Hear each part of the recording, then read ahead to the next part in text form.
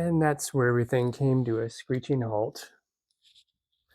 So what went wrong?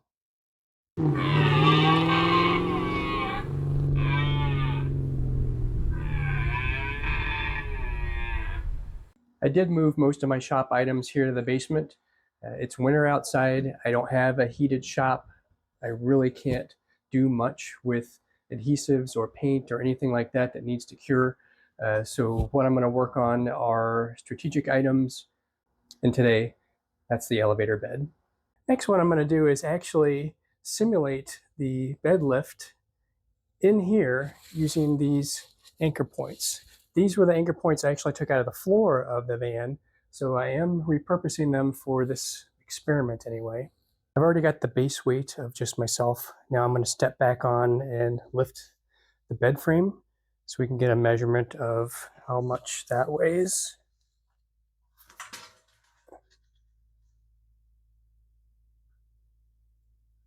Okay, good.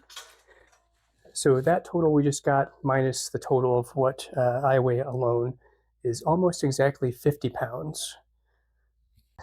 First, I'm going to try to recreate what we saw in the van, which was this lifting maybe 2 feet, and then the motor didn't go any farther. It's where it stopped. So here we go.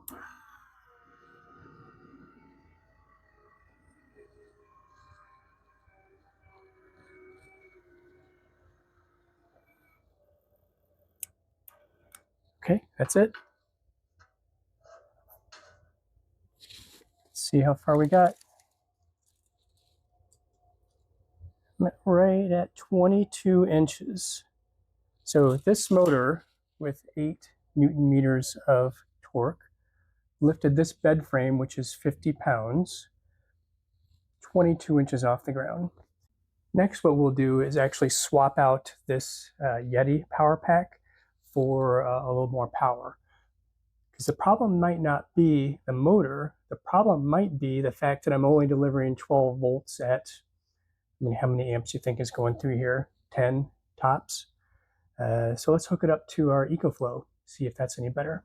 I've got the basic EcoFlow system set up here. So we do have one battery, the hub, and the power distribution panel. I do have a 20 amp fuse on position number 1, which is connected to the bed lift. So I'm going to go ahead and turn on circuit number 1. This will provide up to 24 volts at 20 amps. So we'll see how far we get with this one.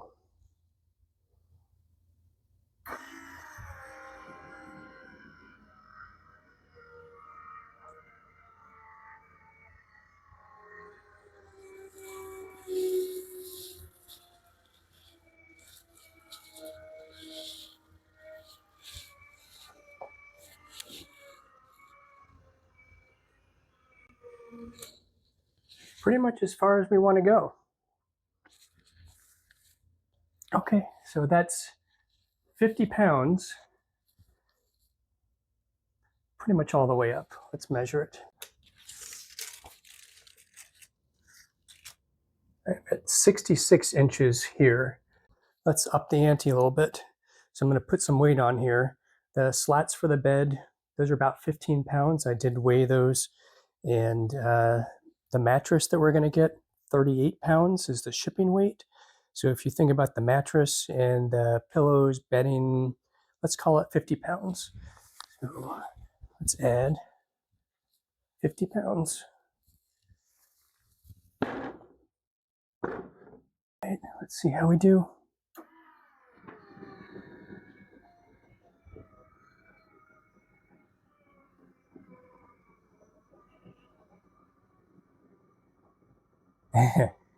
I don't think it's going to make it.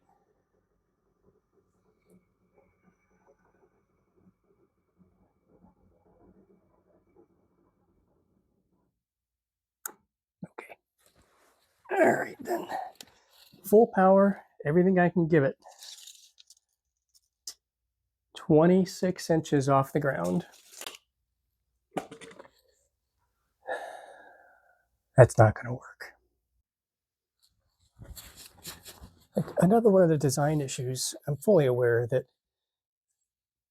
because I decided to just cut a slot in the drive shaft and put the webbing through it and wrap it this way, I do understand that this creates more of a strain on the motor. The larger this circumference gets, the more foot-pounds of torque is required in order to turn the shaft.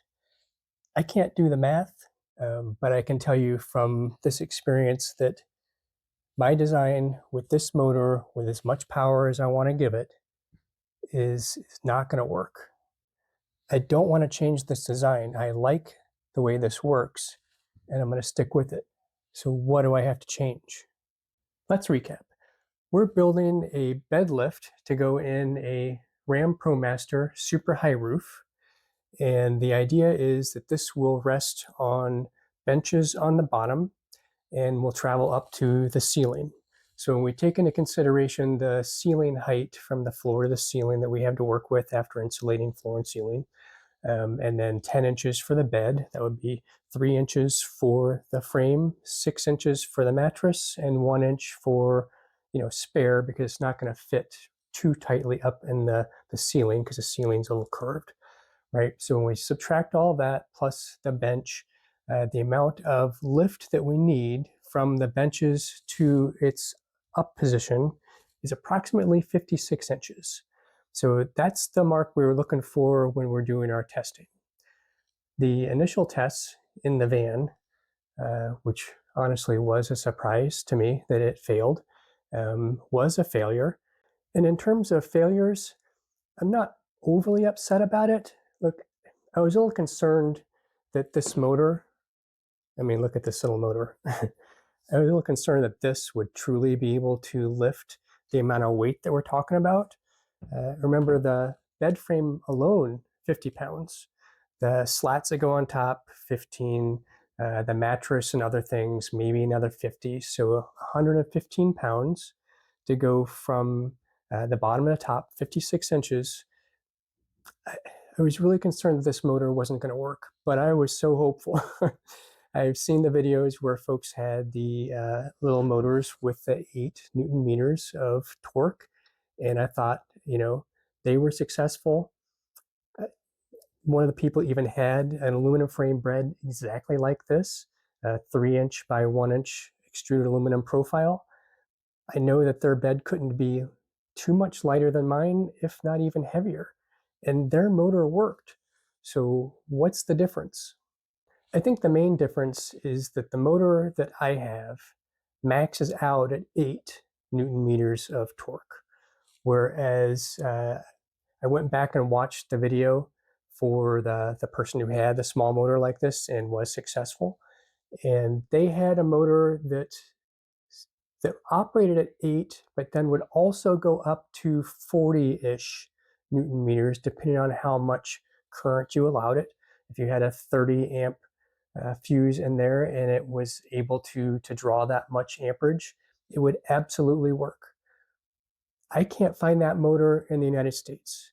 There's a company in Australia that has them, and I looked up the specs and I did contact them, and the specs are correct. It does operate at 8, but does go up to, I don't remember, 40 or 50. I'll put the link in the description so you can see exactly which motor it is. But the shipping from Australia to the United States was another $95 on top of the motor cost.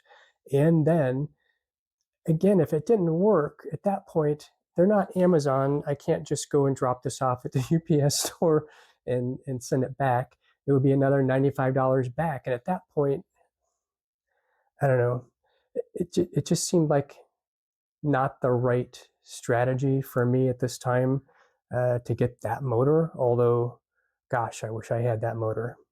So what do I do now? Luckily, a few days have passed since that original video of me in the van. The temperature has dropped even lower to make it so that I can't be in the van at this time. One of the reasons I set up my workshop in here. Another reason is that the EcoFlow power kit is here. Those batteries weigh 90 pounds. I just can't be schlepping them in and out of the van, and the van's not ready to have them installed. So it's much easier to work in here. So let me tell you about this motor. This is a 12 volt, 60 watt, 60 RPM gear motor with maybe 8 Newton meters of torque, although the listing on Amazon has it as 6 and it also has it as 8. In the description and other places throughout the same listing, it'll go back and forth between 6 and 8. So is it 6 or is it 8? I don't know, but either way, they're getting it back.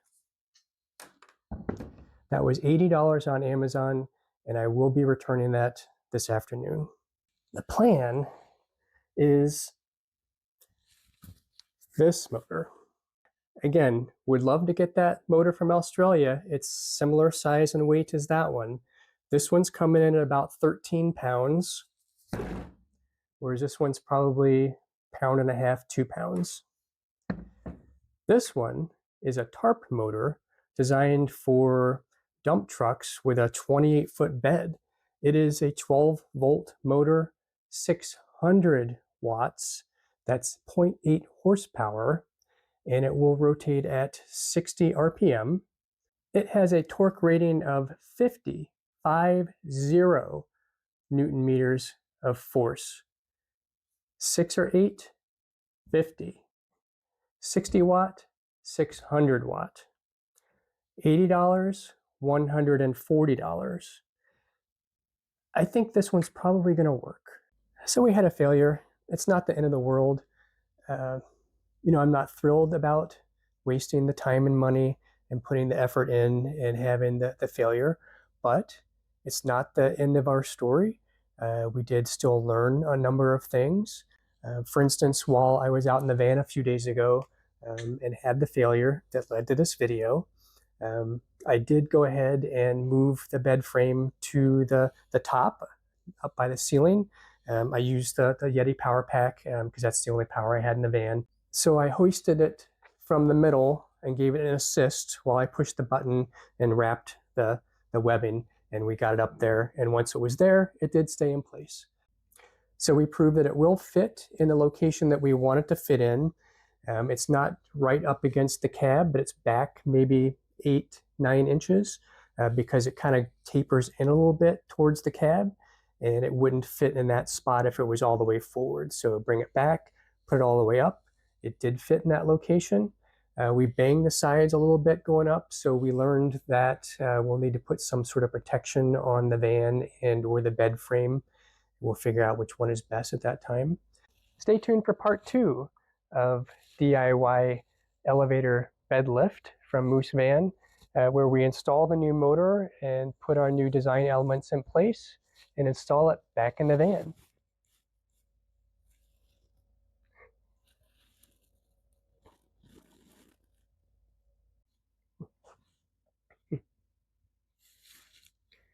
So stay tuned for part 2 of the DIY elevator bed lift from Moose Van as we put our new motor in and test out some new design elements for this system that I think are going to make it much better, much more effective, and a success. See you next time.